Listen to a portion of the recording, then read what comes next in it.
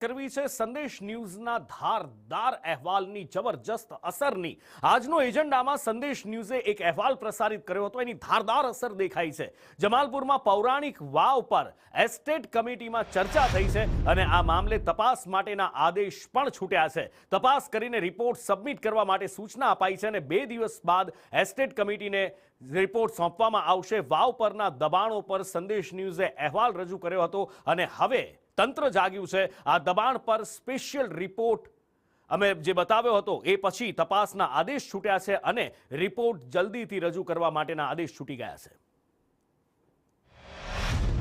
વાવ અને મંદિર ઉપર જે દબાણ થઈ ગયું એની પર જે કોમ્પ્લેક્સ બની ગયું છે એની તાત્કાલિક તપાસ કરીને અહેવાલ આપવા માટે કમિટીમાં સૂચના આપેલી છે. વાવ અને મંદિર ઉપર જે દબાણ થઈ ગયું એની પર જે કોમ્પ્લેક્સ બની ગયું છે એની તાત્કાલિક તપાસ કરીને અહેવાલ આપવા માટે કમિટીમાં સૂચના આપેલી છે.